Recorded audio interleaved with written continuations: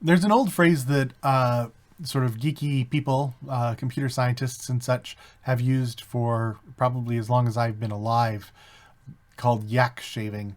And I do use it once in a while and then find myself having to explain it. So it's not in common use, but I think it's worthwhile as a thing to think about, which is this idea of having dependencies or things that you have to do in order to complete the project that you're trying to complete. So it may be a very small project, but maybe you need a new piece of software for that project to work. And when you find out that that software requires other software to make that work, and then you realize that you need to basically back something up and update your computer in order to install that new software. And then you find out that that update requires that you get new memory for your computer. So you have to go get in the car and go, well, when you used to have to go get in the car to get a new board for RAM. And then you find out that, oh, well, I haven't really done that oil change. So this little project ends up being a week's worth of yak shaving, of kind of doing the little pieces. And I think a big part of my life ends up being that, right? Like I'd love to record this lecture, but I really need to set up my system to do it better. And so I end up putting things off. It's kind of a form of procrastination. We also, I think, people who like to solve problems and automate them will automate problems that would have been more easily completed if you'd just done them by hand. So this is an XKCD that suggests this, that that you just say it's a neural net when you're using it yourself. So I think that that's a danger. And anytime you are looking at a project where you're like, oh, I'm going to set up a system that's going to automate this process, you really have to think seriously about whether that's going to take longer than doing it by hand. Especially as we get towards big data and large complex systems and things that go on over a period of time. Usually it is worth the time to set up that, to learn what you need to learn and set up that system, but not always. The ones that we often miss are the things that we do over and over every day and don't realize how many cycles, how much effort we're wasting because we're repeating it over and over. It may be a small thing, but we're repeating it over and over. So the overall, this module, we're looking at kind of our environment, the technological environment in which we do stuff. But the most proximate version of that, the thing that we are most connected to, is what we touch. That is our laptop, or what we're using every day. And so I wanted to start by talking a little bit about that. And not necessarily about the hardware. Lots of, especially new graduate students, ask me, do I need a new laptop to do this? I haven't been in school for a while. And the truth is, the answer to that is almost always no. I had one grad student who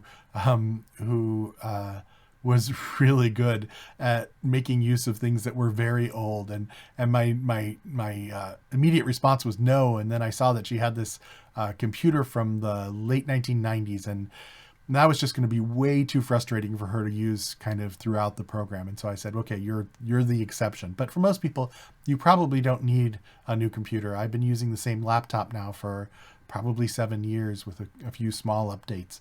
And it's harder to say that about my desktop machines because those actually tend to evolve little by little over time. But you probably don't need that much. You might at some point want a little bit more memory. You might want to update your hard drive here and there. But generally speaking, you don't need what you think you need unless you're going to be playing a lot of games, and that's really not what I'm talking about here. So the edge that you're going to push toward is going to be things like video and games, and not things like solving large scale social science problems, in part because a lot of that now doesn't happen on your local machine. It happens somewhere else, out on the web, where you're going to use those resources. So I'm not going to talk about the hardware, but I am going to talk a little bit about that environment, and we'll start with the operating system. And here you may not be surprised for me to say you should be using Linux. And you may say, but why? Why would I want to do that? And that would be a perfectly reasonable thing to say. But I'll give you the reasons you might want to do that. Ubuntu is one of these flavors of Linux. If you're starting out and you've never used Linux before on a desktop system, you'd probably use Ubuntu. You might use Mint, which is a beginner kind of piece of software. If you really wanted to do a deeper dive, you might use Arch, which is a very simple version of Linux, but it's simple from the perspective of the operating system, not necessarily from the perspective of learning to use it. The advantage to something like this is you really do get into the guts of Linux early on. So why would you do this at all? Why would you torture yourself by having to use an operating system you don't use every day? There are a bunch of reasons for this. One could say it's free. I mean free in terms of pretty much all, with some exceptions here, but pretty much all of the versions of Linux, the distributions of Linux, are free of charge. You may say, but I already have Windows, or I already have OS X. Yes, those are operating systems that were free to you because the cost was built into the computer, but if you want to install them on a whole bunch of other computers, you probably have to buy a license for them. So the Linux generally is actually free of charge. But more importantly, it's free as in you can go in and take it apart and rebuild it in the way you want. In other words, you can actually see every single little piece of what makes up the operating system. And if you want, you can change it. So it is free as in speech, to make that distinction. Those are a couple of good reasons. One of the arguments I've had for why we're learning Python is that it's super popular, right? And so maybe we can make that argument about Linux. But if you look at the operating system market share for Linux, for desktops, for example, or laptops and desktops, by the time you get to Ubuntu, it's one of these very small slices. Windows really predominates when it comes to operating systems that people use on their computers. But then when you start to look at the operating systems people use for servers on the web, for web servers, you'll see that the situation is somewhat reversed. Debian and Ubuntu, Ubuntu is now the big one, and Debian and I'm surprised actually that Ubuntu is as big as it is compared to CentOS, but all of these are versions, with the exception of Unknown and Windows. My head is again my big fat head. All of these are, with the exception of this slice here, of Windows and of this Unknown chunk, are running on Linux type systems. So, and more broadly, this kind of flavor of Unix-based systems, and Linux is kind of a flavor of Unix. Unix is these are all called POSIX systems. Sometimes you'll see it as a star NIX system. BSD is included in that as well. These are all very old operating systems. They predate both OS X and Windows by some amount, but they're everywhere. They're in web servers. They're in chances are your thermostat runs on this. Android phones, and phones are now by far the most widely used computers in the world, run on this. So if you're looking for kind of Linux, it's often behind the covers in some ways. In other words, it may not say, hey, I'm Linux, or there's Linux inside here, but some version of Linux is often running a lot of the little, if you have like a web-enabled camera or a doorbell, a lot of the kind of smart devices are running on some version of embedded Linux, for example, or embedded BSD. And so a lot of these systems actually are like this. So if you can get familiar with how these are put together, the architecture of these operating systems, it turns out that's really useful for a whole range of applications. This is the distribution of how of what supercomputers or high performance computing runs on. There's some this not applicable or mixed, this other group here, but by and large, this has always been some version of Unix or Linux. And now you see it's kind of 100%. Part of the reason for that is, as we'll explore in a little bit here, is a lot of these high-performance computing environments are built on what's considered commodity hardware. So they're actually built on little computers like you could buy. It's just that they need to load operating systems on all of these. And so it's pretty easy to get something like Linux that has been sort of gone through the ringer and is rock solid for a lot of this, and that they can tweak so that it can do some of the things that you need to do when you put these in a very large cluster. A second option might be OS X and Macintosh. The laptop that I use most frequently is a very old, as I said, 7 or 8 years now, an old MacBook Pro. Back in the day, which for me would be sort of the 1990s and into the 2000s, there was this feeling among techies that you wouldn't really want to be carrying one of these things. This was for people who like to use Photoshop for graphic designers and maybe then eventually for DJs and videographers, right? Like this was for the artsy people who had more money than brains. Now you're more likely to kind of go to a conference with a bunch of techies, go to something like Mozilla Drumbeat, or in this case, it's a hackathon at the AMNH, the American Natural History Museum. It's pretty common to see a bunch of these apples staring back at you.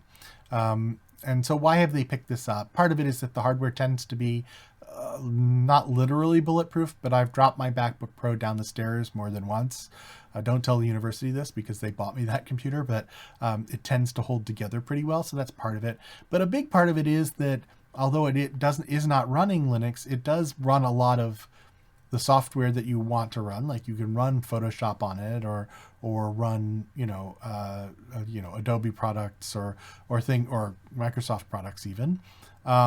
But also you can drop down, and underneath it's not Linux, but it is familiar to it. It's a second cousin. A lot of the pieces of it are built on BSD, which is kind of a flavor of Linux. So for programmers, it feels comfortable. It kind of is the best of both worlds. On the one hand, you have a windowing environment that is very friendly to the very user friendly. You have the ability to run lots of commercial software on it if you need to, and you don't have this issue of will this piece of hardware or will this piece of software work with my Linux machine. So you don't have some of that fussiness. And on the other hand, you can get down and do a little bit of the kinds of things you might do with a Linux-based machine. So you kind of get the best of both worlds. So you do see a lot of these out there, even though you do tend to spend more money for the same kind of performance as you would with some of the Windows machines. There's a premium cost to using Apple products, which leaves us with what I'm using right now, which is a Windows machine. I'm running Windows 10, and that is for my desktop what I use most of the time. This actually has other operating systems on it. I built this machine with the hopes of making it into a Hackintosh, which is a system that you build yourself, but that can run Macintosh, that can run the OS X kernel, but that just got too hard to get it to run on it. I tried my best. So I tend to run Windows on this, or I do have a dual boot with Linux so that I can run a Linux system on it as well. Why Windows? Well, we saw that first graph because it's easy, because it's probably what comes with your computer if you're not buying an Apple. And so it's there.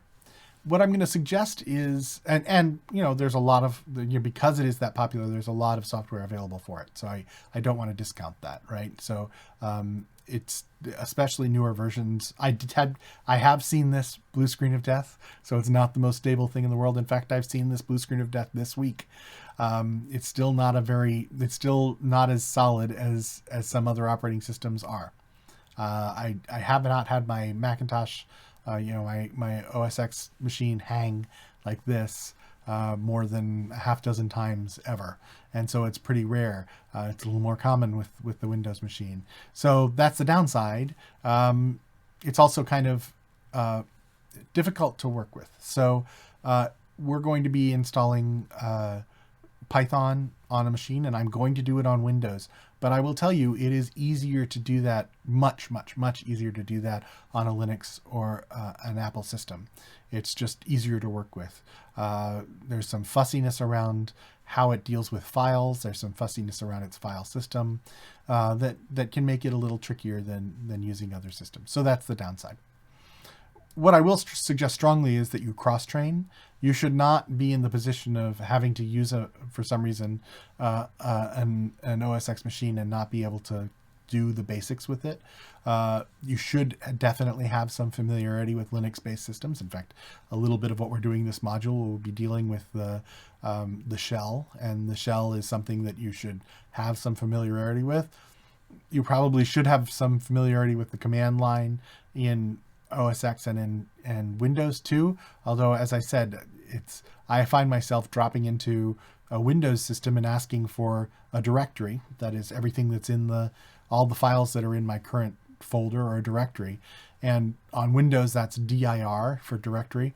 And on every other system in the world, it's ls to list the files. So I will find myself in Windows typing ls, which is frustrating. So, but you should be able to kind of go between these three major systems.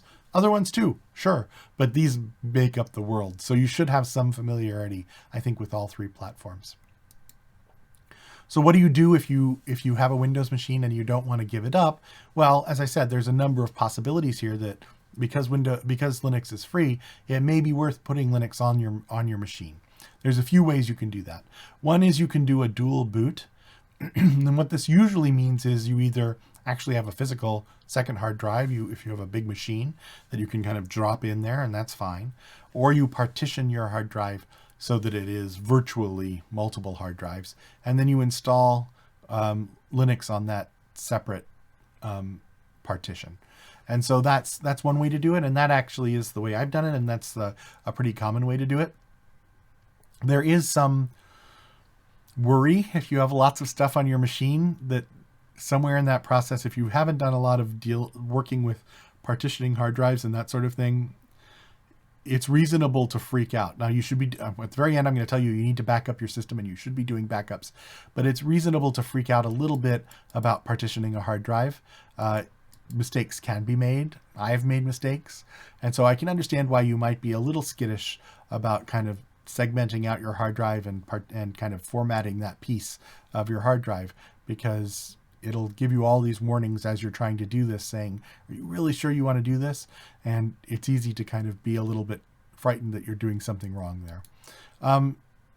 One of the classic ways of doing this to get kind of some experience with Linux is installing Linux on an old laptop. And this has a double advantage, which is most versions of Linux don't have the same requirements of modern versions of like Windows 10 or OS X, and so you can kind of install Linux on this machine, and it will make it suddenly far more responsive than it was before. You may find yourself using that more than your new one, but at the very least, it means that you aren't kind of losing that piece of hardware. A lot of people, I have a friend who just made her old laptop into a Chromebook, and that's another possibility for making it useful. But for your purposes of trying to learn how to use a Linux type system, it's not a bad idea to just throw it on an old machine.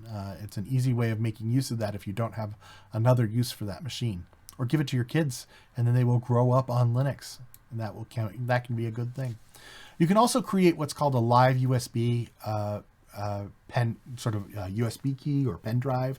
And this is a system that you can have it and you hold it and you stick it into any PC computer, and then it's kind of running off of your little drive. Those drives can be physically little but fairly large at this point. There's two sort of versions of this. There's the live USB version, which is kind of you kind of plug it in and you run, and you actually are running that operating system on the existing computer. You can actually install it in different ways that allow you to kind of alter that and run everything off the key itself. I mean, not the processing, but store everything on the key and everything. So it's kind of your pocket computer that you can plug into some other computer and suddenly be using your computer on someone else's machine. So that's another possibility. This is a little, it's not super tricky, but it just means kind of you have to download the software and install it in particular ways to make it run off of the USB key. There's lots of tutorials, and I'll link to one to kind of help you to get started on doing it this way. Another alternative is to not install it on a partition on your computer, but install it on a virtual machine. And we're going to be talking a little bit about a whole bunch of ways of virtualizing your computing environment. We're going to use a virtual environment for installing Python. We're going to be talking about virtual private servers, and we're going to be talking about virtual machines. We've actually used a kind of a virtual machine when we're using Google Colab. So we'll be talking a lot about this question of virtualization more broadly. We probably won't get into the details about whether this is emulation, in other words, running on the bare hardware of the machine, or whether it's kind of sitting in the operating system and running in that. This is a question of kind of hypervisors and whether it's a level 1 or a level 2. I'm going to suggest that you use VirtualBox. There's lots of versions of these. VirtualBox is free of charge. and it's available both on OS X and Windows systems, and it lets you set up basically a virtual machine. This is like a little sandbox that allows you to install things on a computer inside your computer. VMware is another alternative here. There's actually on Windows is kind of built on top of an infrastructure for doing a virtual machine, so there's some things you could do on that. But the virtue of VirtualBox is that you can use it on both platforms, and it's fairly easy to use. And so that's another option, and one that I use. You don't have to install Linux on your new little machine. You can install Windows on your new little machine, or Apple software, or just about anything on this little machine. And so it's not exactly an emulator. It's kind of simulating the physical hardware that you then install an operating system on. But it's another way to do this. And there's other reasons to do this, right? Like if you want to try something out on a machine but not have it destroy your regular operating system, it gives you a chance to kind of play with new software and things in this virtual environment where it's not going to necessarily damage the rest of your machine. So those are basically some of the suggestions I would have in terms of playing with the software, playing with the operating system. You should also set up your operating system environment so that it works better for you, even if you're switching between them. And there are lots and lots and lots of things you could do to make this work better for you, but I'm going to suggest a few small ones. One of these is that you want to see your extensions. That's the .exe or .doc, the part after the dot. Both, by default, I think both Windows and OS X right now hide those. And I guess I kind of understand why. It make those bits seem like they're more important to the computer than they are to the user. But as you're dealing with wrangling data, looking at different formats, from the perspective of something like Python, from a programming language, all files are files. It doesn't care what the extension is. But we want to know what the actual file name is.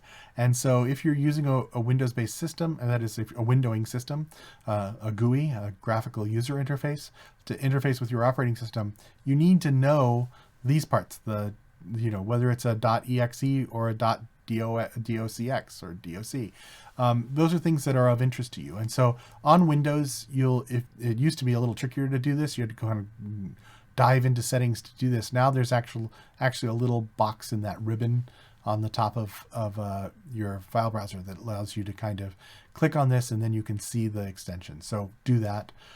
For Mac, you'll need to go into the Finder settings, and you'll see the show all file name extensions. Again, do that. So you want to be able to see your extensions. Secondly, you're going to be spending some amount of time, some part of your life, kind of touching the keyboard.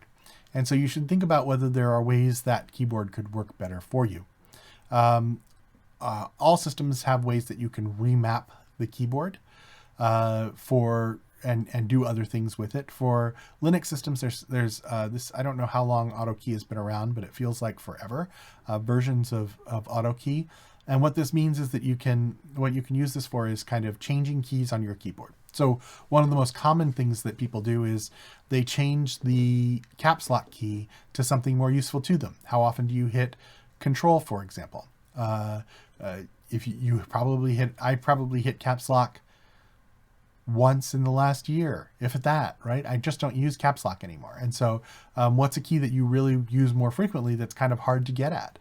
For me, I have a very big red button on my keyboard right now that's an undo button, because I hit Control Z so often it became muscle memory.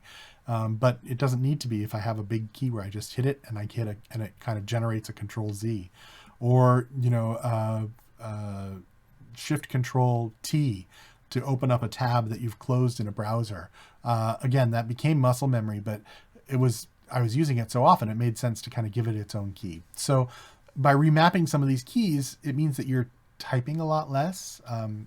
RSI's repetitive stress injuries are a serious issue for people who spend a lot of time on these machines. So if you can reduce the amount of keystrokes you're making, that makes sense. AutoKey is also programmable in Python. So you can do things like make it start up whole, automation in various ways. You can have it work with your keyboard. So if you do a certain series of things, it actually goes forward and does a whole bunch of stuff on your system. So it might, for example, look and see what network you're connected to and automatically log you into various networks so that you can use them, or based on your current location, or it might check on certain schedules, or there's all kinds of things you can kind of do that are things that you repeatedly do every day that can be kind of routinized in that way. If you're not using Linux, there's Carabiner Elements, which is a very popular keyboard customizer for Mac. I would say that this doesn't do as much in terms of the automation. There is something called Hammerspoon for Mac OS X that does provide a bit. It doesn't use Python, sadly. It uses Lua, which is the kind of the way that a lot of Mac stuff is built. But it gives you the opportunity to kind of create scripts that are executed and automated on your Mac. We're not going to leave out. I'm sorry. If you want to spend a little bit of money, there is something called Keyboard Maestro. I don't remember what the cost of this is. I don't use this. There is a free trial, but it does do some of this automation as well, filling out web forms, that kind of stuff, as well as keyboard remapping. So that's an opportunity. That's one of the disadvantages to the Mac platform, which is things that are free or less expensive on Linux and less expensive on Windows are often more expensive on Mac for reasons I don't know exactly why. But this one is $25. That's an upgrade version. $36. So it's not free. AutoHotkey, it might sound familiar because we just talked about AutoKey. So AutoHotkey is kind of the Windows version of AutoKey, and it allows you again to both do some short and simple kinds of automation, not deep automation, but it lets you remap the keyboard in various ways. This is free to personal users, like not if you're a company, but if you're doing it on your own, something called Phrase Express or Phrase Expander. This is a text expander. So if you type, this is like if you're on your phone and you type something, or actually you're seeing this on Google Mail now, where it in that case, it's actually predicting what you might want to respond, like go away, I can't answer this email right now.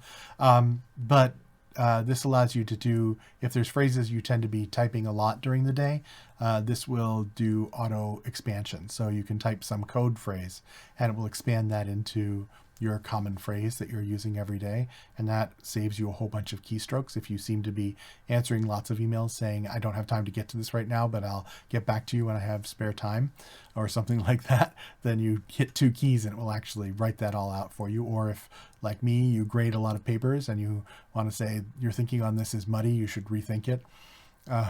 If you see that phrase on something that you've turned into me, you're going to know that was a two key thing that I had to type to get it to you, right? So it kind of gives you a chance to expand some of those things. In some cases, I'm trying not to get too weirded out about mechanical keyboards and all that weirdness, but there's something called QMK, which is firmware that you download into your keyboard. Now, these tend to be more expensive mechanical keyboards. Some of these, though, are getting less and less expensive. You can easily spend $1,000 on a keyboard. I mean, you can. I'm not going to because I can't do that. But one can easily spend $1,000 on a mechanical keyboard these days. And I've fallen into getting some keyboards now that are not $1,000 but are quite expensive. That said, the price of some of these keyboards that actually have a small computer in the keyboard itself is dropping precipitously as it becomes more popular. So you can go on Amazon and find like $50 and $80 keyboards that you can actually run the QMK firmware on. QMK is an open source keyboard mapping software. I will show you real quick. This is the keyboard I'm using right now, and you know from the last module that I'm getting used to the shape of this keyboard. I've used split keyboards now for 15 or 20 years, and either vertical. This is a vertical mouse. I'm reaching for the mouse and seeing the picture, and it's very disorienting. This is a vertical mouse, and I've used that or roller balls as well as split keyboards, mostly for making sure that that I maintain the use of my hands into the future. And so a keyboard like this, I can actually do the remapping and some of the automation directly in the keyboard. And it can actually then be used that way no matter what computer it happens to be connected to at any given time. And so there are some opportunities there. So what about software that you need on your machine? Again, I don't want this to be the sort of version that you'll find on what are the top 10 pieces of software you need on your computer right now for 2020 or 2021 or 2050. So you don't. I'm not going to do that, but you should get LastPass. I had to log out so you could see the screen, but LastPass is there's other options out there. There's OnePass and 1Password and a bunch of others. LastPass is free, but the pro version I think is still paid for by ASU for students, faculty, and staff. And so I would go ahead and get this. It's now been bought out by LogMeIn, but it does it keeps track of all your passwords, so you can have separate passwords on things. You can use it on your phone. You can use it on your computers, and that way you don't have to think of more than a single password to get into things. It'll also do a little bit of form filling for you if you want it to. And it will kind of keep secure notes for you if you need it to. There's always this single point of failure issue of, can you trust a system? I trust it fairly well, in part because it doesn't maintain any of this stuff in plain text on its own systems. This is all, if you lose your password, you've lost everything. So don't use a password that you'll remember but is highly, highly secure. But I would recommend LastPass. I'm not going to get into the wars over Vim or editors or that sort of thing, but if you're on Windows, I would recommend Notepad. Doesn't work very well, basically, the built-in text editor. Notepad++, even though I have much better editors, I still every once in a while find myself opening up Notepad++. It's just a fine little replacement for the original Notepad in Windows. Overall, you might want to consider playing with Atom, which is an editor. Again, there's lots and lots of editors that people use that have, if you get into applications programming, they have lots of built-ins that allow, or do web development or full stack development of some sort that let you kind of automatically deploy your stuff directly to the cloud and do all kinds of fancy stuff. But Atom is a fairly simple way of doing text documents and of doing programming documents. So as a text editor, I've used it a lot, and even though I've used other things as well, Atom just tends to work pretty easily and is as easily available. So I might suggest that. I also use Todoist. I can't claim that it actually helps me get stuff done, but you probably should think about something to help you manage your time overall. There's other things that I might suggest for Mac Homebrew, although you may not need it. You might want to think about a remote desktop of one form or another. I've been playing with Chrome Remote Desktop, but there's lots of versions of this. It just depends on what you want to use. These let you access your main machine when you're not standing at it. So it really depends on, if you have a laptop, you probably don't need to worry too much about remote desktops, but it's something to think about. I didn't put this on the list because we're going to hit it later, but you probably need something called PuTTY, or some other system that will allow you to use SSH, which is Secure Shell. So if you have a Windows machine, you probably need PuTTY to be able to secure shell into other systems and use their shell, but we'll talk about that when we talk about shells. And finally, and I will just keep pushing on this because people will still have failures. You need to have some systemized process of backups. And it's easier now than it has ever been because there are backup and sync systems that sync to the cloud. I can understand why that might make you slightly nervous about security, and there's reasons to be nervous about that.